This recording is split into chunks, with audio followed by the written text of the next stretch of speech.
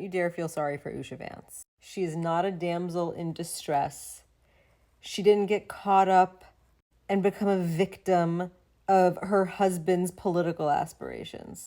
She's extremely bright. She's so fucking smart that she clerked for John Roberts, Chief Justice, Chief Supreme Court Justice. She's also clerked for Brett Kavanaugh.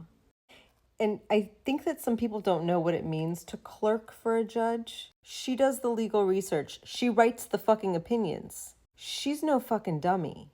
She just happens to be a coconut. Because a person like this, a person with the credentials and the background that she has, the privilege that she's had, she went to Yale. Her dad's an engineer, her mom's a microbiologist, okay? This is a person who had means, this is a person who had privilege.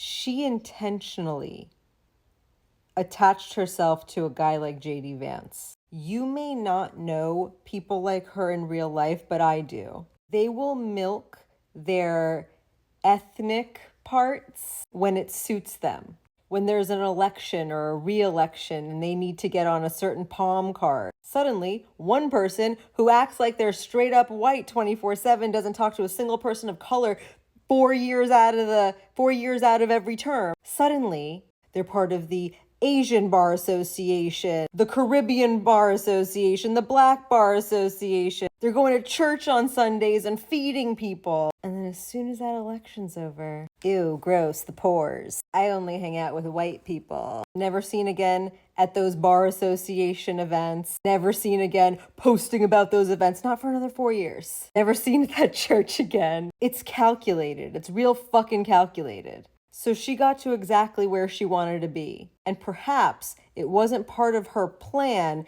that she get replaced by a leather pants wearing fembot, but that's the fucking bed she made. Don't feel sorry for her. Because don't forget when that Doge kid, Elez whatever the fuck, 25-year-old, wrote in 2024, tweeted, normalize Indian hate.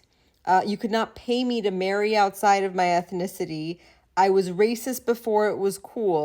I just want a eugenic immigration policy. Is that too much to ask? When he said that, her husband wrote this. This is February of this year, 2025. I obviously disagree with some of Elez's posts, but I don't think stupid social media activity should ruin a kid's life. We shouldn't reward journalists who try to destroy people ever. So I say bring him back to Doge. If he's a bad dude or a terrible member of the team, fire him for that. And then 7 months later, after, call him out, and hell, call their employer. We don't believe in political violence, but we do believe in civility. You're telling me this shit was civil, JD? People laughing or celebrating this was not civil? That called for you to go on national television as the vice president of the United States and tell everyone to call the employers of these people and there should be consequences. But when a guy said normalize Indian hate, you couldn't pay me to marry outside of my ethnicity. I want a eugenic immigration policy. You said, I don't think stupid social media activity should ruin a kid's life. That's who she married intentionally. He did not become this person overnight.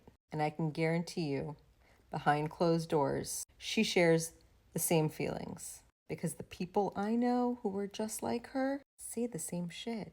They live for the attaboy. They live for the pat on the back from the white people saying, you're not like the rest of them. You're so much better than the rest of them. You're different. See, you're cool. It's the other ones that are shitty. And then her and people like her will be like, I know, right? They enjoy it. They live for it. Don't feel sorry for Usha Vance. Usha Vance lent her brain power, her energy, her legitimacy to a guy like J.D. Vance. We can thank her for his existence, frankly.